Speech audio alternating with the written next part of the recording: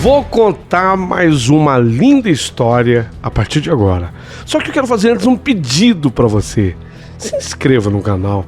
É um gesto tão simples para você e tão significativo para o canal.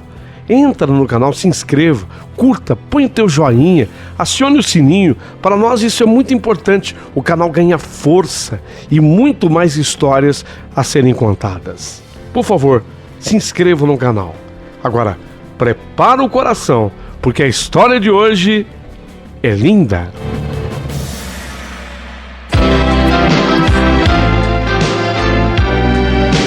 Rádio Emoção.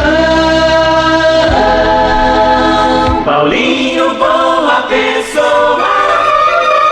A verdade de cada um.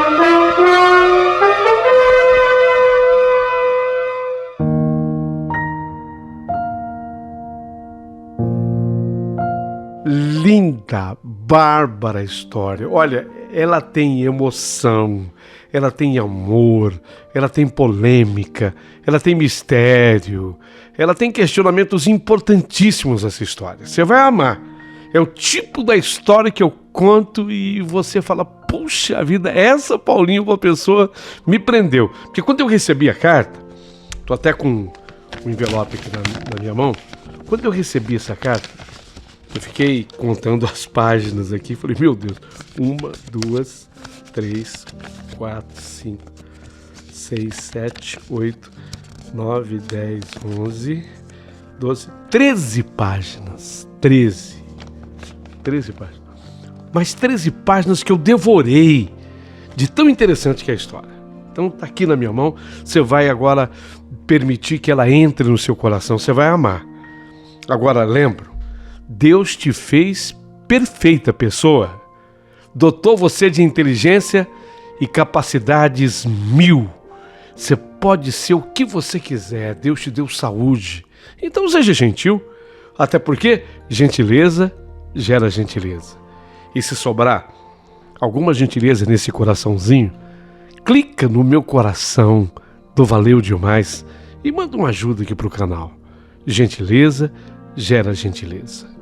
A história começou.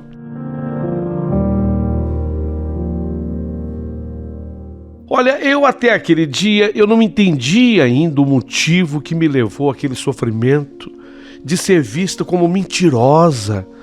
As pessoas estavam me vendo como leviana, infiel, quando em verdade eu não tinha feito nada de errado, gente. Eu juro que eu não tinha feito nada de errado, e embora eu jamais tivesse perdido o senso de justiça, sim, porque eu tinha a certeza de que eu ainda iria provar que deve ter havido um engano, um equívoco naquilo tudo. Não era possível? Mas afinal, o que tinha acontecido de tão injusto comigo assim? Para que você entenda tudo, eu preciso voltar pelo menos 4 anos da minha vida. Deste momento, apertando o botãozinho, voltando 4 anos, desde esse fato que eu narro para vocês. Tenho que voltar 4 anos atrás, deste fato que agora eu narro para vocês. Volto para o dia que eu conheci o Nunes. Quem era o Nunes? Ele era o patrão do meu primo Jonas. Ele era um empreiteiro serralheiro, profissional responsável pela montagem de grandes estruturas metálicas. Normalmente, esse tipo de serviço é prestado nas grandes fábricas, nas grandes usinas e etc.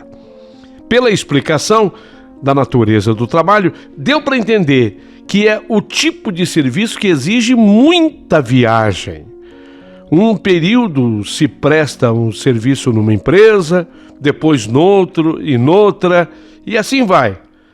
E assim por diante. O meu primo Jonas organizou um churrasco para comemorar o seu aniversário e me convidou. A festinha do Jonas estava uma delícia, com gente muito agradável, e foi nesse ambiente que eu conheci então o Nunes, o patrão. Quer dizer, o chefe dele. Eu gostei do Nunes de cara. Além dele ser um cara bonito, e pro meu gosto ele era perfeito. Ainda mais que ele tinha os olhos verdes, ele tinha tez morena, cabelo preto, o que destacava ainda mais o verde dos seus olhos. Ele era brincalhão, sabe? fazia todo mundo rir, sujeito bacana, alto astral, um boa praça, além de boa pinta.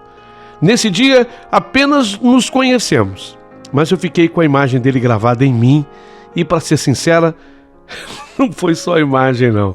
Eu havia sido cativada pelo Nunes de alguma forma, e tanto que, como eu tinha o nome da empresa, não foi difícil conseguir o telefone. Eu andei fazendo algumas ligações, embora ocorresse o que eu já imaginava. O telefone tocava direto e ninguém atendia. Lógico, ele trabalhava fora com a turma, ele vivia executando obras em ambientes diferentes, dificilmente parava na empresa.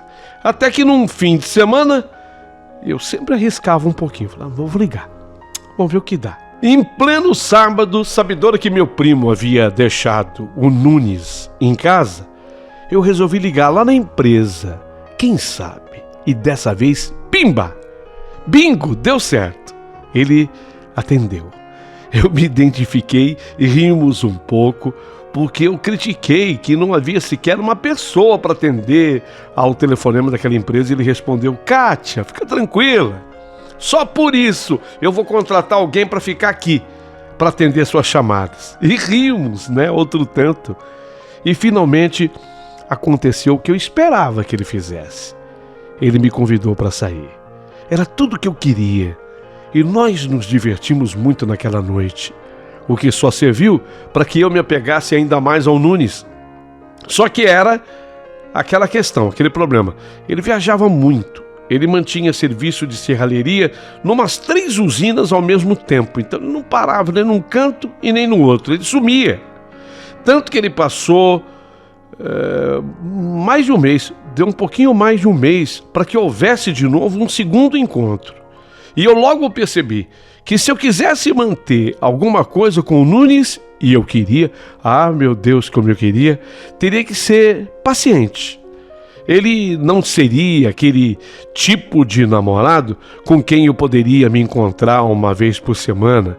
E às vezes, sequer eu poderia me encontrar com ele uma vez por mês. Ele tinha serviço em outros estados, ele não parava nunca. Verdade seja dita, não é o namorado ideal. Eu mesmo já era consciente de que dificilmente esse tipo de relacionamento pode dar certo. Afinal, eu já não era nenhuma menina mais, não. Eu tinha 26 anos e algumas coisas da vida eu já tinha aprendido. Mas, mesmo assim, eu deixei o coração falar mais alto. A essas alturas, eu já estava completamente apaixonada pelo Nunes.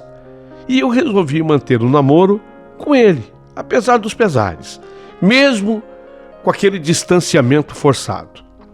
Éramos namorados, mas eu tinha que me contentar, na melhor das hipóteses, a encontrá-lo uma vez a cada 15 dias.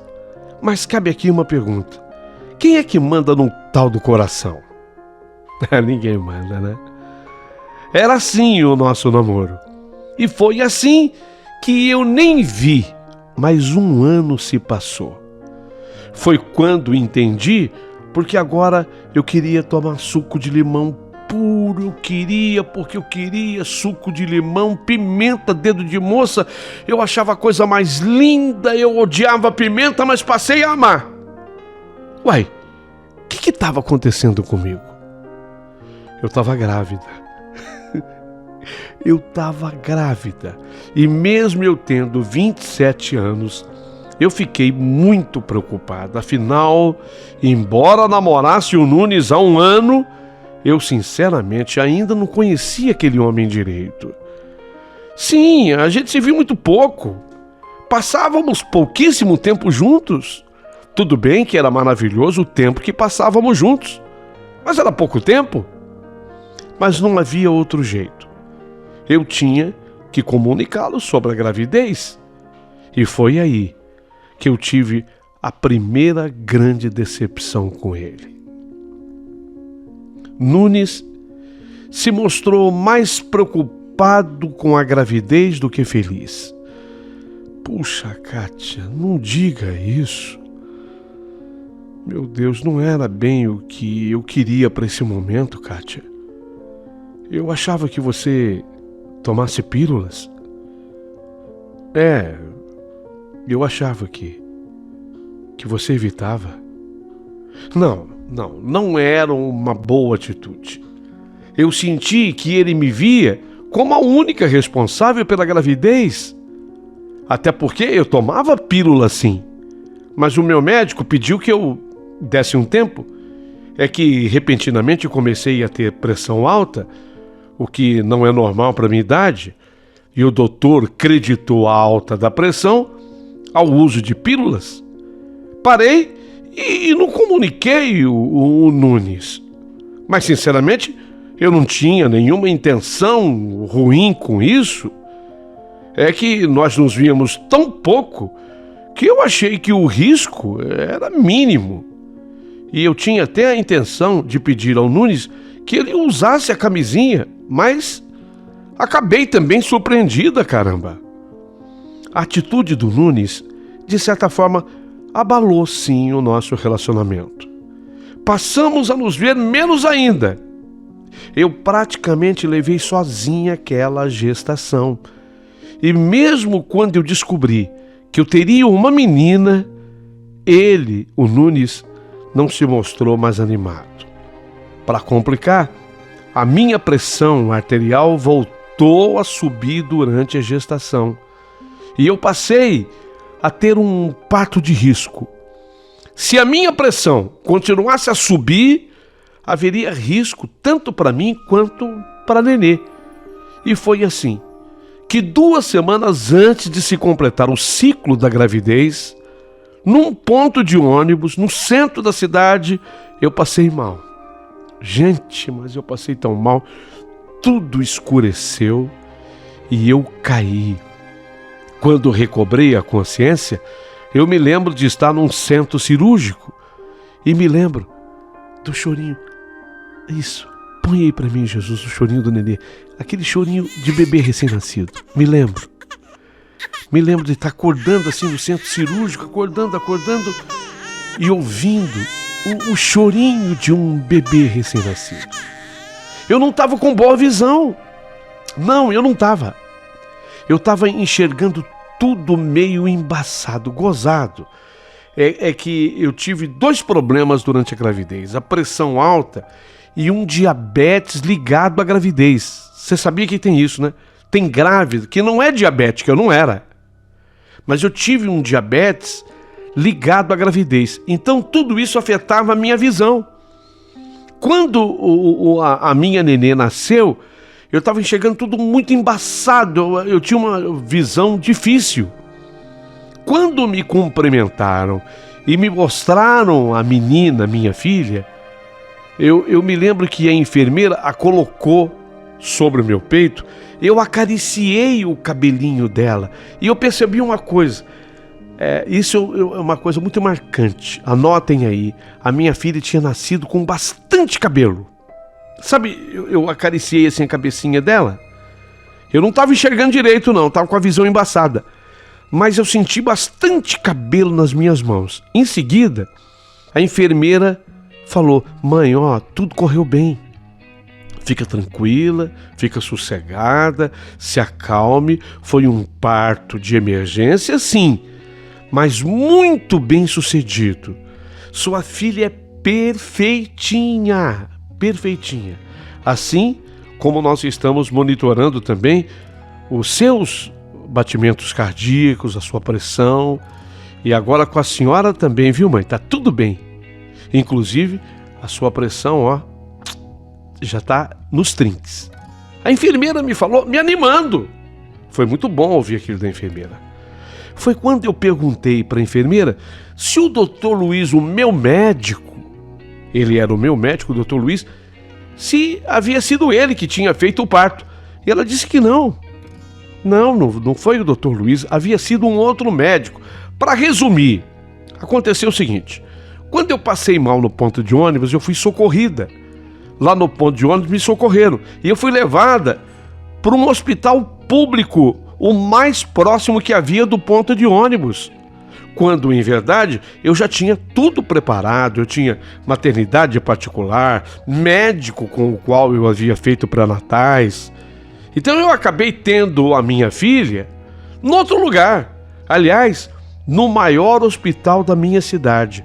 O que, infelizmente, não era boa coisa, não, porque o hospital, ele não gozava de boa fama.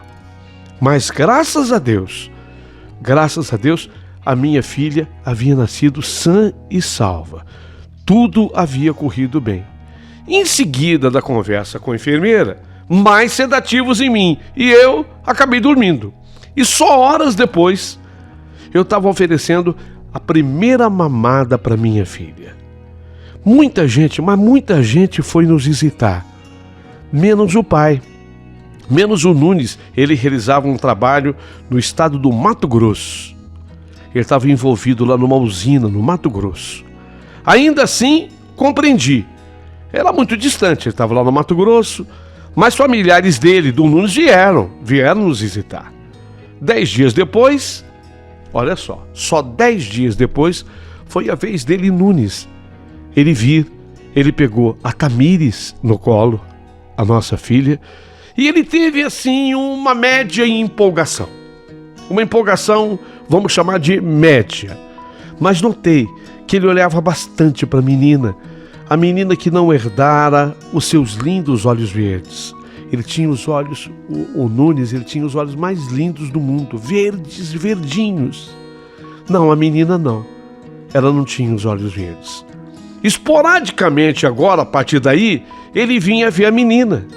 E antes do registro, eu fui de novo surpreendida pelo Nunes.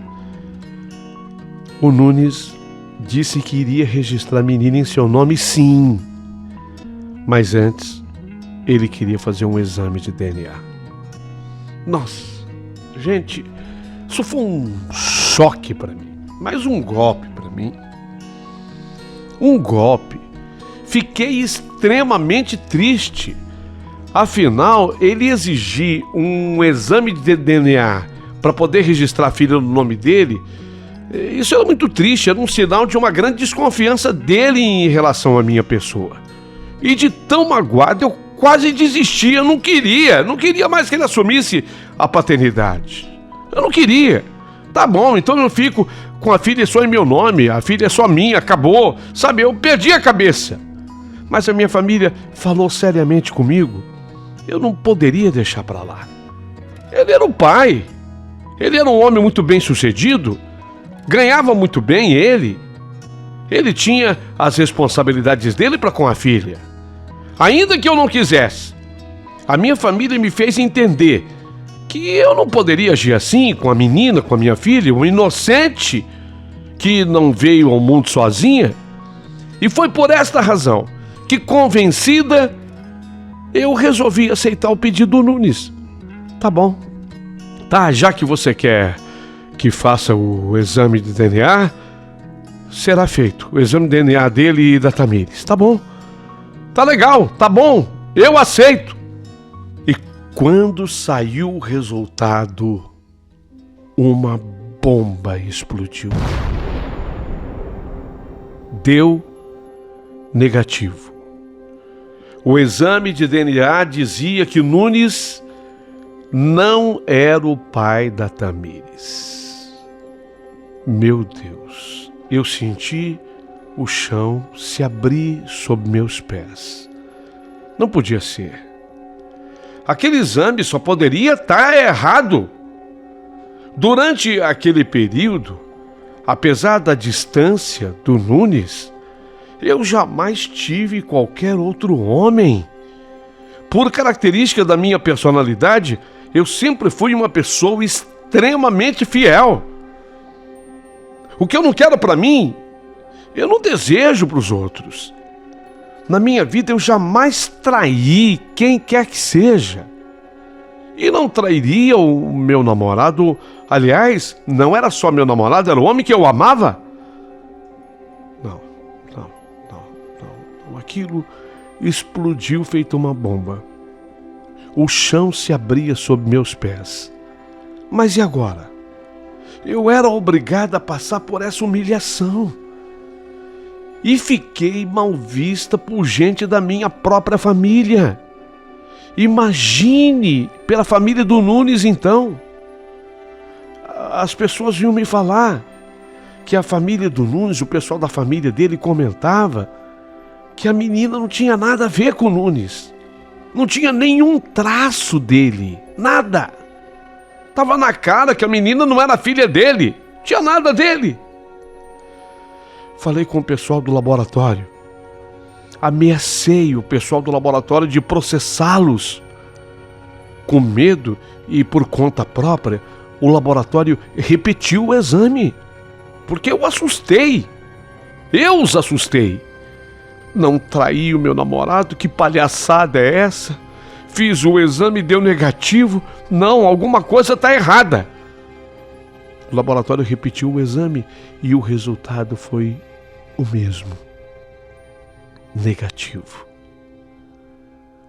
Diante da contraprova, os advogados do laboratório me disseram que agora eu podia tomar a medida que eu quisesse, porque eles garantiam o resultado. O laboratório era de total confiança, gozava de grande credibilidade e eles garantiam o resultado. Mais humilhação para mim ainda, eu não sabia onde enfiar a cara. Eu não sabia onde enfiar a cara. Havia alguma coisa errada. Mas a verdade foi que eu fiquei totalmente desacreditada nessa história. Humilhada, desacreditada. Como uma salafrária, como uma sem vergonha, para usar o português mais aberto e real para a ocasião. Fiquei pessimamente vista. Olha, eu perdi as forças até de lutar. Me isolei. Gente, foi o caminho que eu escolhi, sabe? Me senti tão sem força que eu me isolei, até mesmo da minha família. Passei a viver em função da minha filha, que a cada dia ficava mais linda. Meu Deus do céu, não é possível que esse exame tenha dado errado, e deu. Não tive ninguém. Eu tinha meu salão de beleza, eu trabalhava por conta própria. Como o salão era meu, eu mantinha a minha filhinha sempre pertinho de mim. Eu pagava uma babá, ficava cuidando dela por perto, e assim foi, até que nós chegamos aquele dia. Tamires estava agora com 2 aninhos. Devia ser mais ou menos umas 4 horas da tarde. Eu notei que aquela nova cliente ficou o tempo todo no salão admirando a Tamires. Era uma nova cliente. E houve um momento em que ela, a cliente, olhando para Tamires, até chorou. Achei estranhíssimo. Achei muito estranho, mas pensei, sei lá, de repente não pode engravidar, ou perdeu um bebê, perdeu um filho, uma filha, sabe-se lá, tudo nesse mundo pode acontecer. Até que a babá saiu para dar uma voltinha na praça com a Tamires. E a cliente, a que chorou, ficou lá no salão, permaneceu lá. Eu acabei de atender uma senhora que se despediu, foi embora, de modo que no salão ficou eu e ficou aquela nova cliente. Ficamos só nós duas. E ela se aproximou e, com lágrimas nos olhos, disse que ela precisava demais falar comigo. Eu até estremeci na hora, porque eu senti que era algo sério e que tinha a ver com a Tamires, minha filha. Eu até me sentei, até comecei a passar mal. E ela começou a me falar. Olha, o meu nome é Crislene, mas eu sou conhecido como Cris. Meu nome é Crislene, mas o pessoal todo me chama de Cris. Eu sei que o seu nome é Kátia, né? Sim, é Kátia. Kátia, eu tenho muitas informações sobre você. E depois de tudo que eu vou lhe contar, talvez eu seja odiada por você para sempre. Talvez eu seja odiada por você para sempre. Pois tudo que eu fiz foi uma loucura. Eu fiz uma loucura, Kátia. Mas loucura mesmo. Mas o que foi? Desculpa, eu não estou conseguindo entender. Por favor, se acalme, seja mais clara.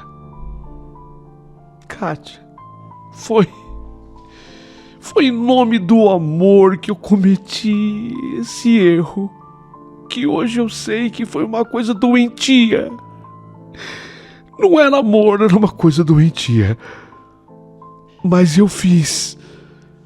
E eu não sei nunca se você vai ter condição de me perdoar. Mas o quê? Cris, o que, Cris? O que foi que você fez? Kátia, nós ganhamos nenê, eu e você, com 12 horas de diferença. A minha menina nasceu 1h da manhã. A minha nenê nasceu 1 da manhã. E a sua nenê nasceu 1h da tarde. É verdade. É verdade, sim. Na medida em que ela falava, eu estremecia. Porque estava tudo batendo, ela estava certa. Minha nenê tinha nascido 1h da tarde. E ela estava dizendo que a dela tinha nascido 1 da manhã. Eu sabia que vinha uma grande bomba pela frente. E ela voltou a falar. Kátia, quando eu entrei na sala do berçário para amamentar minha filha, uma enfermeira comentou comigo: você acredita que essa recém-nascida tem olhos verdes lindos? E já deu para ver que são verdes. Raramente isso dá em recém-nascido. Porque o recém-nascido, ele nasce com os olhinhos de outra cor, depois que vai ganhando, né, a cor que realmente ficará. Mas essa aqui não. Olha que coisa mais linda. Ela já nasceu com os olhos verdes. Quer ver? Deixa ela abrir. Ela estava com uma lanterna assim na mão. E quando a nenê abriu, os olhinhos mal abriu, deu para ver que eram verdes. Pronto, Kátia. Naquela hora, o que tem? O que tem naquela hora, Cris? Naquela hora, Kátia, a minha cabeça louca encontrou uma solução. Uma solução mais louca ainda. O que, Cris? Só o meu cérebro, tomado por um estado psíquico puerperal, explica o que houve. Eu estava com esse problema. Estado psíquico puerperal. Nossa, eu tô nervosa antes de você prosseguir. Peraí, Cris, deixa eu tomar uma água. Você quer uma água? Eu vou fechar a porta do salão para ninguém nos interromper. Ela continua sentada. Aceitou um copo de água que eu trouxe. Eu fechei a porta do salão. E então, Cris, o que você fez? O que eu fiz, Kátia? Eu fiz uma imperdoável loucura. Mas quando eu digo loucura e imperdoável, é porque é de fato uma loucura imperdoável. Eu havia tido uma menina de um homem que eu amava muito, mas ele não queria assumir a paternidade da criança. Era um homem que, inclusive, tinha sofrido um grande golpe. Ele era filho único. Foi criado sem pai. Ele era extremamente ligado à mãe dele e havia perdido a mãe recentemente. Ele estava inconsolável com a perda, tanto que ele tinha abandonado a nossa cidade. E a mãe dele, Kátia, tinha lindos olhos verdes. Você entende? Não, Cris. Ainda não entendi. Você vai entender. A mãe dele tinha lindos olhos verdes. Eu fiz na hora a associação. Sua filha agora dormia no bercinho a meu lado. E eu troquei os bebês. Você fez isso? Fiz. Eu fiz isso. Eu coloquei a minha filha no lugar da sua. E apanhei a sua filha no colo. Fiquei ainda um tempinho assim. Como não aparecia ninguém no berçário, eu vi pulseirinhas soltas num balcão. Preenchi 2. Uma com informações sobre a minha filha e a outra eu copiei as informações sobre a sua filha e coloquei as pulseirinhas trocadas. Os bebês estavam trocados. Qual era a minha ideia, Kátia? Qual era a minha ideia? Eu vou falar pro pai da minha menina que a filha dele nasceu com os lindos olhos verdes da sua falecida mãe. Se isso comovê-lo a ponto dele me assumir com a minha menina, eu toco a farsa pra frente. Se não for o suficiente, eu desfaço essa troca, entende? Cris, eu não tô acreditando que você fez isso. Cris, você foi extremamente egoísta. Você não pensou em ninguém. E principalmente você não pensou em mim. E mais especialmente ainda não pensou nas meninas. Sendo que uma delas era sua própria filha. Você não pensou, Cris, no mal que você estaria causando a tanta gente? Entenda, Kátia. Entenda, Kátia, a minha loucura me impedia de pensar nisso tudo. Eu ainda que eu tivesse pensando, eu não raciocinei direito. Eu não conseguia enxergar a grandeza do mal que eu causava. Não conseguia. Mas, completando a história, Marcelo, pai da minha filha, se comoveu na hora em que ele ouviu de mim que a menina tinha os olhos verdes da mãe dele. Deu certo, Kátia. O que eu planejei deu certo. Ele, quando viu a Branca, eu dei a ela o mesmo nome da minha falecida sogra, Branca. Quando ele viu a Branca e a beleza dos seus olhos verdes, o Marcelo se encantou.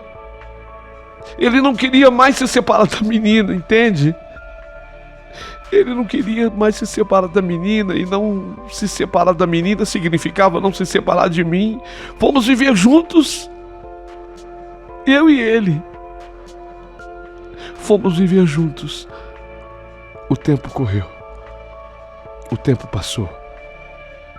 E a minha loucura também foi passando, sabe, Kátia? A minha consciência ia pesando cada dia mais. Até que não suportando mais, até que não aguentando mais o peso da minha consciência, eu abri para o Marcelo toda a verdade. Ele ficou louco.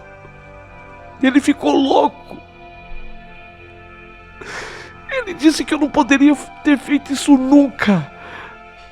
Ele me chamou, olha, louca foi um elogio perto do que ele me chamou. E ele me fez vir atrás de você. Eu tinha todas as suas informações. As colhi todas lá no hospital. E é por isso que hoje, é por isso que eu tô aqui. Agora você entende, Kátia. Agora eu entendo, sim, Cris. Agora eu entendo, sim. A verdade é que, diante do exposto, cada um teria um tipo de reação. Pensei em esmurrar aquela mulher até que ela desfalecesse, em bater tanto nela até que ela morresse. Mas a minha personalidade pacífica não deixou que assim eu agisse. Mas tudo o que tinha me acontecido agora, pelo menos tinha uma resposta. Tinha uma explicação. Dias depois, me encontrei com ela e o Marcelo. O Marcelo, o companheiro dela, me pareceu ser uma ótima pessoa. Fomos aos poucos aproximando Tamires e Branca. Tamires e Branca. Estávamos conscientes, a destroca deveria ser feita com parcimônia e com o máximo do cuidado. Precisamos, para isso, da ajuda de profissionais psicólogos e terapeutas, e mais advogados. Foi um processo de meio ano, tudo isso. 6 meses. No final, eu fiquei com a minha filha de sangue, mas sem nunca perder o contato com aquela com quem eu vivi e de quem eu fui mãe ao longo de 2 anos, sem nunca perder o contato com a Tamires. Resultado: não poderia ter sido mais positivo, porque na verdade quis Deus, quis o destino que eu ficasse com 2 filhas. Cris e Marcelo também. Principalmente, recuperei o meu crédito junto a familiares e amigos. E o Nunes? Bem, o Nunes assumiu a paternidade da filha dele diante de um novo exame. E esse novo exame, eu que fiz questão que ele fizesse, porque ele não queria fazer. Não há necessidade, ela é minha cara. Ela é muito parecida comigo, os mesmos olhos. Não, agora vai ter exame. Óbvio que depois de tudo, não tivemos mais nenhuma condição de ficarmos juntos. Ele havia me machucado muito. Ele havia me ferido demais. Mas vejo que a vida é assim. Conheci o Nestor que é um amigo do Marcelo, o companheiro da Cris. O Nestor vem a ser um amigo do Marcelo. Fomos nos gostando aos poucos, até que nós chegamos ao casamento. Hoje vivemos juntos faz 11 anos. E tivemos, além das meninas, porque eu considero que eu tenho 2 filhas, tivemos o Miguel, um menino lindo e saudável. Como cheguei a esse desfecho? Olha, só Deus sabe. Só Deus é quem explica. Gostaria muito que a partir desse momento você mandasse aqui o teu comentário. Manda o teu comentário. Queria saber como é que essa história chegou para você. A história da minha vida, que eu fiz questão de contar. Por gentileza, aproveita e se inscreva no canal. Curta a história, dá o seu joinha. E se sobrou gentileza, ajuda o Paulinho Boa Pessoa a fazer esse canal prosperar e poder contar as histórias ao vivo.